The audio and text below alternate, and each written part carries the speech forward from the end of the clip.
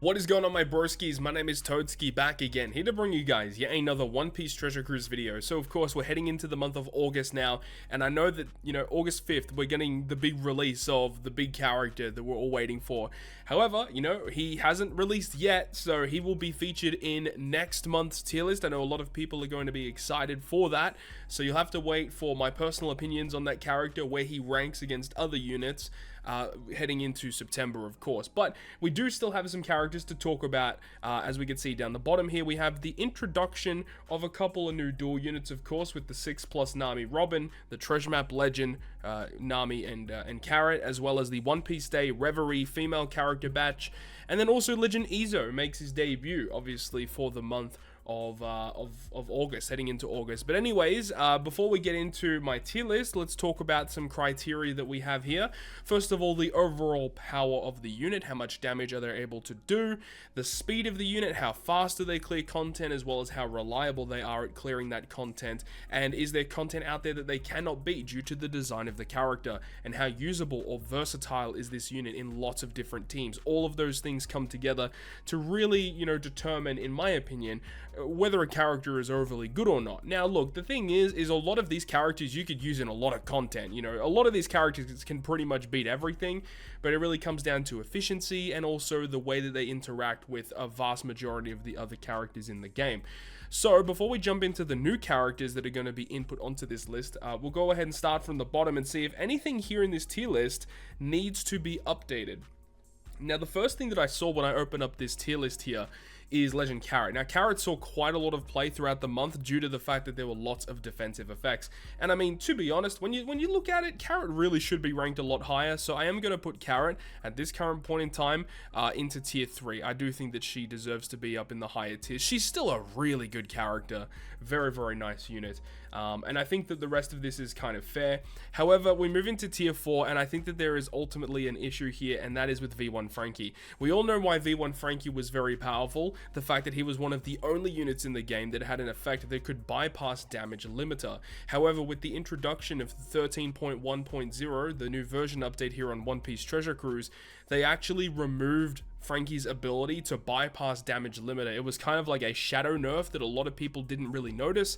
I saw some people throw it out on Twitter, and yeah, it is confirmed. He does now have the ability to bypass damage limiter taken away from him. So due to that, I do want to actually bump him down, as unfortunate as that is, because Franky, his abilities are actually still very good. So I do want to still keep him on the list, because what he's able to do is really nice as a captain. The captain action is very unique, and his special, when you use it as a captain, is very powerful, removing a lot of defensive effects, generating slots, attack boosting effects. Franky's still a solid unit with his level limit break kit, but it is unfortunate that that main reason why he was so good and unique is kind of stripped away from him. And I get why they've done it, because the character was never intended to have that ability, but it is upsetting. I kind of wish they just left it and left him untouched, but look, it is what it is, right? Moving on to tier number 3.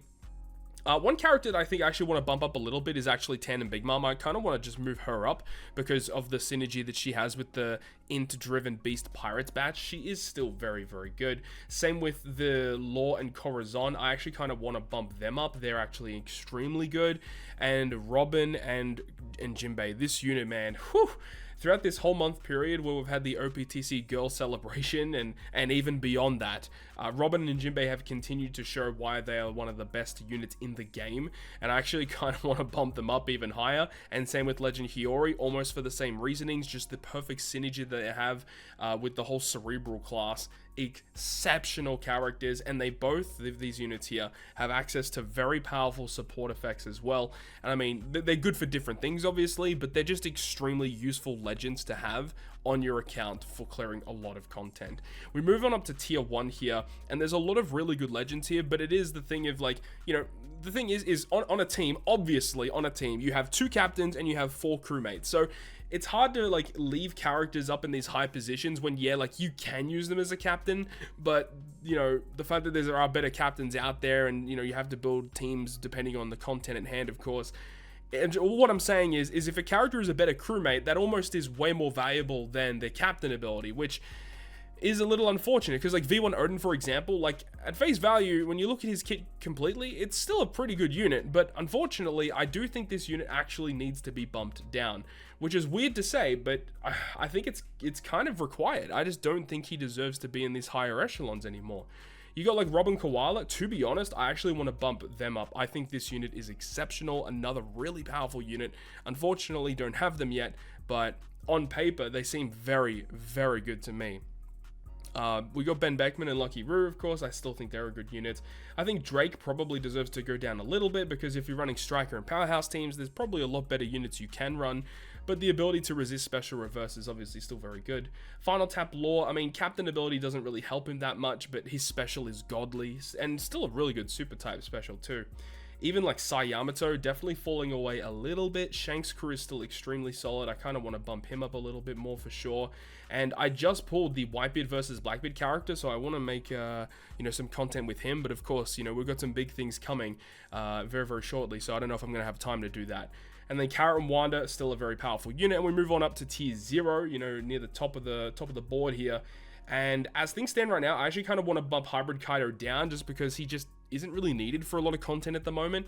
But like Legend Queen is still very good. Like all these Super Sugos are just phenomenal units. I kind of want to bump Zoro down, because the thing with Zoro is his kit is just so annoying to use. And like, yeah, you can build teams around it, and you can get him to that max level 3 captain very easily if you can build for that. But building for that, as well as building for the content at hand, and of course, like when you have his kit completely maxed out, level 3 captain, and you've got his super powerful special, that's all well and good, but when you're trying to do that in a Kizuna clash, it is very difficult to do, especially when they're trying to nerf it in a way where they have the turtles on stage 1 with less HP, resulting in less stalling opportunities for your crew. So that really hurts this character, honestly. The design of the unit, it's cool, but the fact that it's so convoluted is an issue. And I'm currently recording this on the 30th of July. We don't know the abilities of the upcoming big character on August 5th yet, but it has me a little concerned, and I really hope that that character, when he releases, doesn't have the same kind of build structure as this Zoro or as Luffy Yamato, that are really strong units, no doubt, but the way that they're built, they're so annoying, convoluted, and nuanced to play. You really need to know the ins and outs of the unit in its entirety, and you really have to pay attention when you're playing with the unit, just to ensure that you get certain abilities to activate at the right time. Otherwise, they can seriously end your run, and if that's the case with the upcoming character in August 5th, I'm going to be pretty upset about that. Either way, talking about the rest of the list, I feel relatively happy with the way that everything is listed here. However, I do want to make a change in the top 5. I actually, surprisingly enough, as powerful as this character is, and I think a lot of people are going to give me flack for it, it's just the fact that I personally haven't had the reasonings to use this character over the past like 2 to 3 months, and I have been tempted to move this character, but I've kept it there, and that character is Legend Nami. I kind of want to bump her down, mainly just because I use Uta a lot, I use Sanji a lot, I use Kaido versus Yamato a lot, and I use Luffy Yamato a lot. I don't really use Nami all that much. As good as she is, right? As amazing as she is, I just don't use her as much as the other 4 characters in the top 5. It's a personal thing. It's my tier list. If you don't like it, well, it is what it is. It's my opinion anyway. I don't even care. But I think Nami, she's very good. I'm not saying she's bad, obviously. I just use the other characters more. So bumping her down a little bit might be a little sad for some people. But look, Nami's still amazing. Especially when you get that level 5 super tandem. It's pretty strong. So I guess that's all well and good. Let's talk about the new characters. So the first new character we've got is Nami and Carrot. Nami and Carrot are a bit of an interesting one, because I feel like it's a bit of a weird one, because Nami and Carrot, they don't really provide anything new, unique, amazing. Like their chain boundary, chain multiplicative buff, they have some cool utility, some orb change and stuff. Like it's very basic, bare bones stuff. The good thing about them is that they got good type and class combination, they have access to amazing supports, and their switch ability is also pretty strong too. And obviously the fact that they're Straw Hats definitely helps them out a little bit, good synergy with a lot of other characters in the game. But look, they're fine, they're pretty good, you can use them to clear a lot of content. I don't know, this is a really hard character to rank. Like they're pretty like middle of the road, like they're very, very strong, but it's anything like too unique or crazy. If I'm looking at this, I probably want to put maybe maybe just below or around Barto Cavendish level. I don't know. I mean, looking at this list as well, I kind of want to put Luffy Ace up a little bit more because this character's surprised me, actually. This character is very, very good. I would probably put them maybe above Ace and Sabo, at least right now. We move on now to the 6+ of Nami and Robin. This unit's pretty good. This is a very hard unit to give buffs to. I made a video making my speculation in regards to what I believed the 6+ of Nami Robin was going to be, and I wasn't correct. I was correct in some aspects, but mostly not. But what they did to the unit, they just basically upped the numbers. And the really cool ability of the unit is when you use them as the captain, being able to generate a full board of tandem or a full board of Wano slots, depending on if you have Nami or Robin up at the start. That's a really cool ability, being able to just generate these slots, using this switch ability to keep it for the rest of the run, and then switch again and get that full board of slots whenever you need it. I think that's really unique. I like that they've done that, and it makes the character a bit more usable.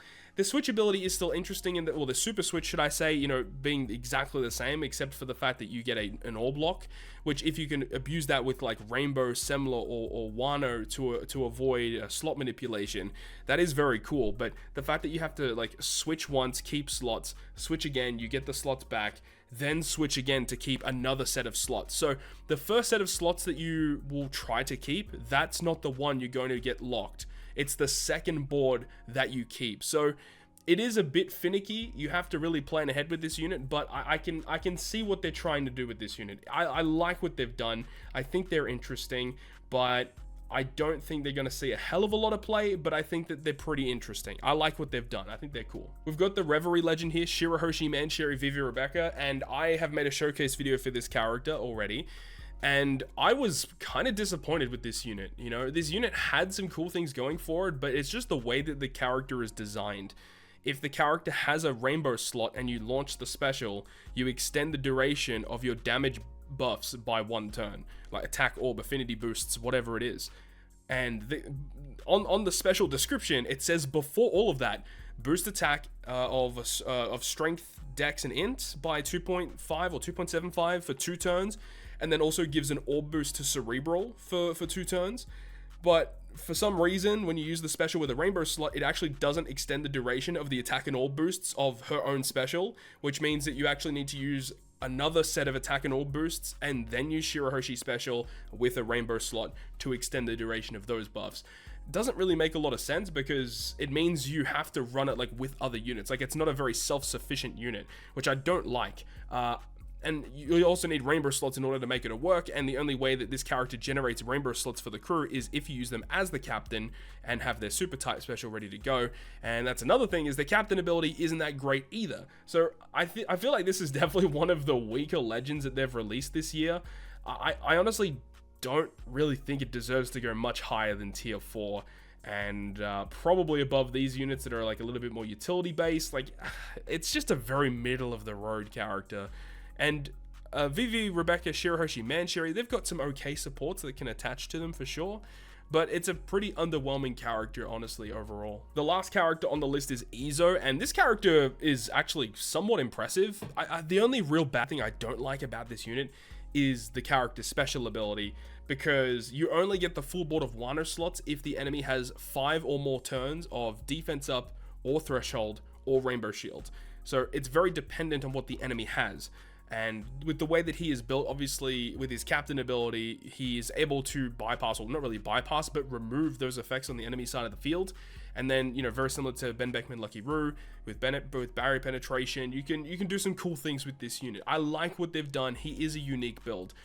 But the fact that it is surrounded by these gimmicks that are really focused about what the enemy has before you can even get anything is a bit of an issue, because it means that his usability in a wide variety of content definitely drops quite a bit. But he does still have some really cool gimmicks going on. As I said, very similar to Ben Beckman Lucky Roo. Not as good as them, honestly, because Ben Beckman and Lucky Roo special, and even the super class, I feel like is probably still a bit better, at least offensively. The cool thing that Izo has is with that super class, it is still very good. Removing 6 turns of defense up with 1 super class is very strong. Obviously, if you run double, you get 12 turn removal of defense up. That's pretty strong. And then the 25% resistance down for shooters is also very strong too. You know, one of those buffs that's really hard to apply on the enemy side of the field. It stacks with everything else. So I like what he does. But it's just the fact that I don't think this character is going to see a lot of play in a wide variety of content, which hurts him quite a fair bit. So as it stands, I kind of want to put him around this level. I do think Ben Beckman Lucky Roo is a better unit to have. Like if you gave me the option, would you rather Izo or Ben Beckman Lucky Roo? I feel like most of the community would still choose Beckman Lucky Roo. Another thing about this unit too is that he has cooldown reduction by 2 turns in his captain. Izo doesn't have any cooldown reduction at all. So there's just like I get that some people don't like the comparisons that we make, but like this character is a shooter that does very similar things to Ben Beckman Lucky Roo as a captain. And then look, the captain abilities, they're different in ways, similar in others. And then you compare the specials, again, they're pretty different specials, but Ben Beckman Lucky Roo special can be used all the time, whereas, you know, with Izo, it's dependent on the enemy content. And Ben Beckman Lucky Roo have reduced redundancy, you know?